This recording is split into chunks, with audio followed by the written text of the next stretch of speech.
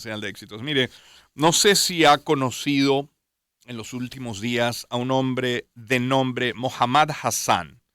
Él yacía herido a 1.300 pies de la cima del K2 y decenas de compañeros, de escaladores, caramba, pasaban a su lado o incluso por sobre él, esquivándolo mientras continuaban su ascenso. Eh, Mire, eligiendo lograr su meta, su camino, su llegada a la cima, por encima de ayudarlo, de prestarle asistencia a un hombre de apenas 27 años. Surgen estas imágenes del incidente y bueno, ha generado la incredulidad, la inconformidad, el rechazo, no solamente de escaladores, de la gente que ha tenido acceso a este video. Y nos pareció tan oportuno conversar sobre este evento con un hombre de montaña. Alfredo Utiero es operador de turismo a lugares remotos, es guía de montaña, es ganador del EcoTrip Match para el mejor guía de naturaleza del mundo en el año 2021 y le tenemos en el estudio. Alfredo, siempre un gusto recibirte. Igual para mí, Román, poderte acompañar esta mañana y a todos tus oyentes, especialmente por el tema que tocas, Sí. que es muy humano, es delicado, ¿no? Sí. Porque se banaliza una actividad que puede ser como cualquier otra, básicamente nos incumbe a los que nos fascina y amamos la montaña.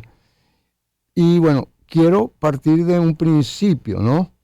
Que desde el punto de vista mediático, hay ciertas cosas que llaman mucho la atención. Por ejemplo, unos Juegos Olímpicos, el ganador de un maratón que rompe el récord, un descubrimiento científico en cualquier área.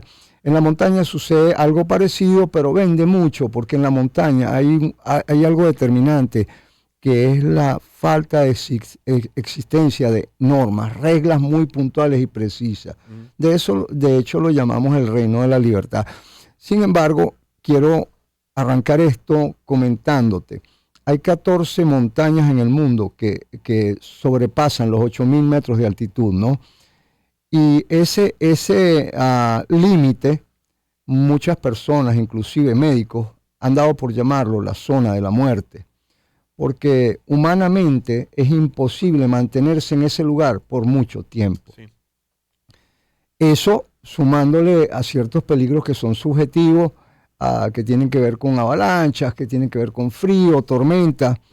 Y tenemos un punto de inicio de esta comercialización desmedida que se está dando en estas montañas muy altas, que fue precisamente una tragedia en el año 96, donde perdieron la vida aproximadamente, digo aproximadamente porque hay 4 personas que se desaparecieron, de 12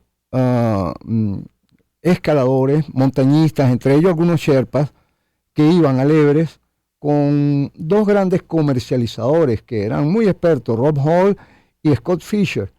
Eso generó un libro, un bestseller, que se vendió como nada en el mundo, llamado Into Thin Air, que en español se tradujo mal de montaña, mal de altura, perdón. Efectivamente, eso coincidió con ciertos detalles. Por ejemplo, National Geographic estaba llevando un documental, ya había teléfonos satelitales comunicando la parte de la tragedia con inclusive el mundo entero, y mediáticamente eso vendió muchísimo. Se hizo una película llamada Everest, que la mayoría de nosotros probablemente la hemos visto porque en todas las redes y en todas las televisoras se proyectó, inclusive en cines grandes, y esto se ha venido repitiendo después de que un señor llamado Nirma Purjal el año pasado, en un tiempo realmente inverosímil, sube estas 14 montañas. Más aún llama la atención que este año, en 3 meses y un día, haciendo polvo el récord de Purjal, Kristin Arila, una escaladora noruega, hay 2 detalles aquí muy importantes, es una mujer, y el tiempo en que hace estas 14 montañas de más de 8.000 metros es fabuloso, es una cosa inverosímil, justamente coincide con la muerte de Hassan. ¿Por qué sucede una muerte a esa altura? Hassan era un trabajador, era un porteador. Muchas personas utilizan el término Sherpa por la generalización que se hace. El K2 queda en Pakistán, él estaba trabajando, muchas veces las condiciones de estos empleados son muy inferiores a lo de los montañistas que pagan altísimas sumas de dinero para ir a estas montañas. Eso hace que complique más la situación de la persona que está subiendo a alturas superiores a 8.000 metros. Y definitivamente una muerte es muy sencilla en esas alturas. Por eso se llama zona de la muerte. Claro. ¿Qué pasa? Cuando tú consigues una persona en esas condiciones... que no muerta, moribunda. Moribunda, claro. Lo más complicado es hacerle entender a la gente que esa persona está muy próxima a la muerte. Porque realmente no hay una atención médica, a menos que sea evacuación, para salvarle la vida a una persona que se enferma a esa altura. Generalmente esas enfermedades tienen que ver con mal de altura, edemas pulmonares, edemas cerebrales, que lo más complicado en este caso es lo que tú comentaste al principio, que más allá de cualquier logro de cumbre, más allá de cualquier récord personal, está la vida de una persona. Porque, claro, porque yo te veo a ti, Alfredo, y veo a cualquier montañista, a todo el equipo, por ejemplo, de Proyecto Cumbre, pero que lo ve uno en el CEL, en el Colegio San Ignacio. Uno ve un montañista, un hombre de principios, un hombre o mujer, quiero decir, claro, generalizar con el término hombre, de valores, de principio, muy ganado a la ayuda, solidario. La montaña, como en el submarinismo, suele hacerse en pareja, es la recomendación, nunca hacerlo solo.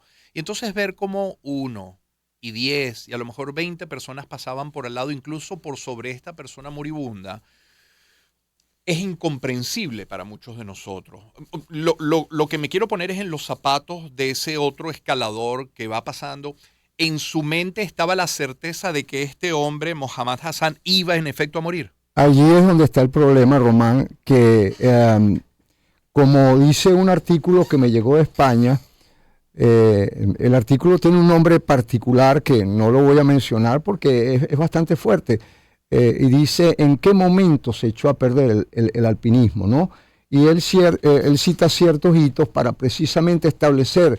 Cuando tú ves una fotografía en el Everest de una cola de 120 personas que tienen que esperar necesariamente por los pasos complicados, que tienen que esperar 4 o 5 horas parados a 8.500, 8.600 metros de altura, tú puedes hacer una lista y te garantizo, puedo llegar a hacer hasta una apuesta, la que tú quieras, de que alguna de esas personas va a morir. Sobre todo si le incluyes el hecho de que no tienen oxígeno artificial. Exacto. Porque muy pocas personas se atreven a ir a esas alturas sin la utilización de oxígeno personal. Claro. Yo te puedo poner ejemplos muy tangibles. Nosotros en el año 91 ya veíamos esto porque empezaban las expediciones comerciales. Antes se iba a la montaña, como dices tú, con amigos, personas muy preparadas, porque necesariamente esto involucraba entrenamiento físico, equipo bien seleccionado. Era la única manera de tener éxito en algo que tú te habías propuesto. Claro. Eso es igual que un corredor que tú quieras llevar a las Olimpiadas. Sabes que tienes que invertirle en alimentación, en equipo, en preparadores, en fin, en toda la logística que eso involucra.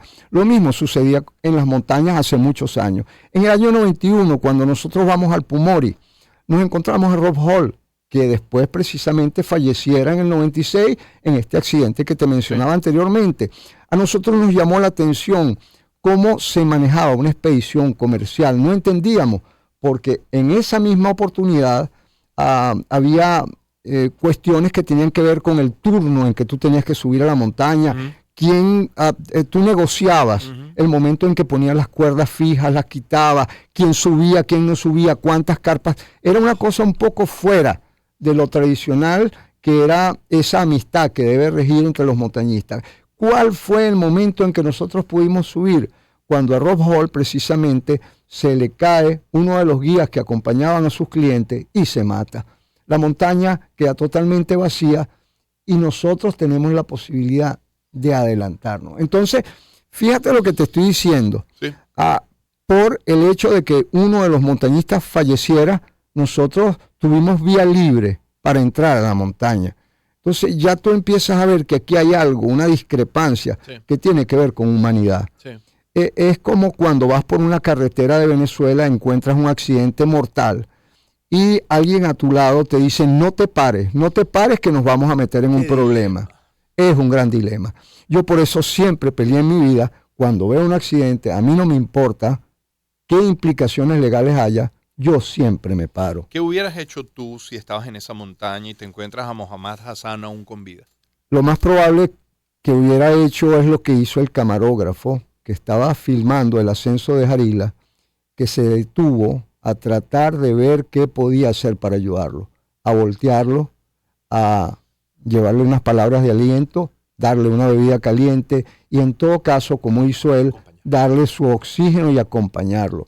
Hay momentos que el acompañamiento es lo más importante, que tomarle la mano a una persona probablemente haga que ese momento complicado sea un poco más sencillo, porque él simplemente, Hassan, era simplemente un trabajador muy necesitado, como la mayoría de los porteadores de altura que trabajan en estas montañas, porque así como está, yo te mencioné el accidente del 96, que fue una cuestión sumamente mediática, yo te pudiera hablar que pocos años más tarde, en el 2014, murieron 16 Sherpas en la cascada de hielo del Everest, y de eso nadie habló, porque simplemente eran Sherpas, eran trabajadores. ¿Y cómo fallecieron? Una avalancha los arrastró porque estaban preparando en una de las zonas más peligrosas del Everest la ruta para que subieran los turistas. Yo la invitación que le hago a la gente, que lo estoy intentando hacer yo también, es tratar primero de entender la dinámica de la montaña antes de juzgar, porque... Y con esto no quiero justificar que tantos escaladores hayan pasado por al lado o por encima de Mohammad Hassan sin brindarle la ayuda que en efecto el acompañamiento que le brindó el camarógrafo, pero tratar primero de entender la dinámica de la montaña, como habrá que entender la dinámica de un astronauta antes de montarse en un cohete, porque son cosas que no son tan ajenas, Alfredo. Hablabas tú de la necesidad de una regulación. Antes de la regulación hay una especie de código de ética del escalador, del montañista. Sí, en efecto, la Unión Internacional de Asociaciones de Alpinismo en el 2016 estableció un código de ética. Yo tenía básicamente aquí un artículo que dice situaciones de emergencia, heridos y muerte. Debemos estar preparados para emergencias y situaciones que dan lugar a graves accidentes y a la muerte. Todos los participantes en deportes de montaña deben entender de manera clara los riesgos y peligros y la necesidad de tener los conocimientos y el equipo necesario. Tienen que estar dispuestos a ayudar a otros en el caso de una emergencia o de accidentes y también estar preparados para enfrentar las consecuencias de una tragedia. Es de esperar que operadores comerciales, en particular, adviertan a sus clientes que sus objetivos pueden tener que ser sacrificados para ayudar a otros que estén en peligro. Esto es simplemente una de las normas de ética que tiene que ver básicamente con ciertas conductas. Esto es ético, esto no es ley, esto es una cuestión de humanidad que si tú lo lees particularmente se puede aplicar a nivel del mar, así como a 8.600 metros de altura. Y tratar de evitar en este punto las etiquetas, porque es verdad que este caso, el de Mohammad Hassan, le mueve a uno y nos motiva a nosotros a tener esta conversación. También la verdad es que la montaña es escenario de muchísimos ejemplos de solidaridad y de humanidad, y que no son noticias porque a lo mejor no son registrados, pero que ocurren a diario en el Ávila o en el Everest o en el Aconcagua. Efectivamente, Román, cuando tú vas a la montaña hay un tema de sensibilidad, porque estás en una situación totalmente ajena a la cotidiana. Y es tan fácil de descubrirlo como suba usted por Sabasnieve probablemente hasta Sabasnieves nadie le salude. Cada quien a lo suyo, algunos con su reggaetón a todo volumen, unos sin camisa, cosa con la que no estoy de acuerdo, en fin. De Sabasnieves hacia arriba, o de No Te Apures hacia arriba, o del banquito hacia arriba, ya son más hombres y mujeres ganados a la montaña y del espíritu de la montaña. Y ahí comienza el saludo, y el buenos días, y el buenas tardes, y el buena montaña, y el feliz día, y hasta dónde va. Cambia la gente cuando efectivamente se ve que es gente de montaña. Efectivamente, como tú dices, Román, la necesidad hace ese cambio de conducta porque genera solidaridad. Cuando tú te encuentras en una situación que no es la tuya, que no es a la que estás, donde te sientes vulnerable, tú dices, yo necesariamente necesito a alguien a mi lado, a alguien que me ayude si sucede algo.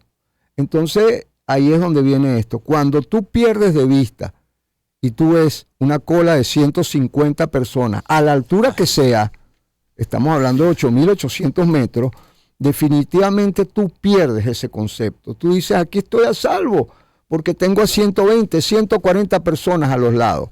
Entonces, ¿cuál es el detalle?